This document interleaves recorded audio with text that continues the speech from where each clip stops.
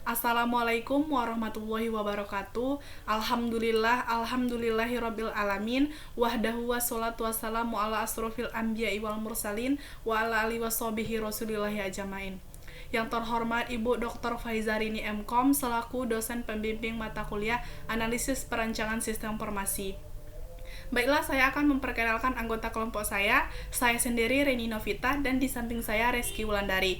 Kami akan membahas materi tentang SDLC, yaitu System Development Life Cycle. Kepada Reski Wulandari dipersilahkan. Baiklah, saya akan menjelaskan tentang SDLC. Bisa dilihat ini adalah diagram metodologi waterfall. Yang pertama ada sistem engineering, informasi mengenai spesifikasi kebutuhan dari tahap requirement, analisis selanjutnya dianalisa pada tahap ini untuk kemudian diimplementasikan pada desain pengembangan. Perancangan desain dilakukan dengan tujuan membantu memberikan gambaran lengkap mengenai apa yang harus dikerjakan. Tahap ini juga akan membantu pengembang untuk menyiapkan kebutuhan hardware dalam pembuatan arsitektur sistem perangkat lunak yang akan dibuat secara keseluruhan. Yang kedua yaitu ada analisis.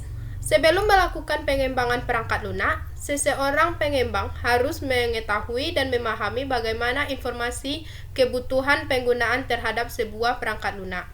Metode pengumpulan informasi ini dapat diperoleh dengan berbagai macam cara, diantaranya diskusi, observasi, survei, wawancara, dan sebagainya. Informasi yang diperoleh kemudian diolah dan dianalisa sehingga didapatkan data atau informasi yang lengkap mengenai spesifikasi kebutuhan pengguna akan perangkat lunak yang akan dikembangkan. Yang ketiga yaitu ada desain. Tahap ketiga ini mencangkup kepentingan desain teknis seperti bahasa pemrograman, lapisan data, layanan, dan sebagainya. Spesifikasi desain biasanya akan dibuat untuk menguraikan bagaimana logika bisnis yang tercangkup dalam bisnis akan diimplementasikan secara teknis. Yang keempat yaitu ada kode. Sumber kode yang sebenarnya akhirnya akan ditulis pada tahap keempat metode waterfall ini.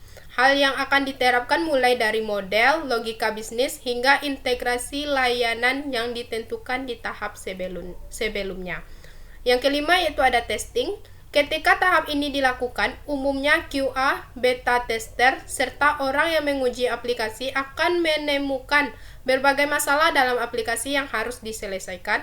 Melaporkan masalah sangat penting dalam tahap ini. Tak jarang, mengulang atau merombak fase coding sebelumnya harus dilakukan agar semua bug yang ada dapat dihilangkan. Yang terakhir yaitu ada maintenance, proses pemeliharaan atau perawatan terhadap sesuatu atau seseorang. Khususnya dalam bisnis, pemeliharaan teknis atau maintenance adalah serangkaian proses atau praktik yang bertujuan untuk memastikan pengoperasian mesin, peralatan, atau aset lainnya bisa digunakan secara berkesinambungan dan efisien dalam jangka panjang. Mungkin itulah penjelasan dari kami. Mohon maaf bila ada kesalahan. Kami akhiri dengan mengucapkan Wabillahi taufiq wal hidayah. Wassalamualaikum warahmatullahi wabarakatuh.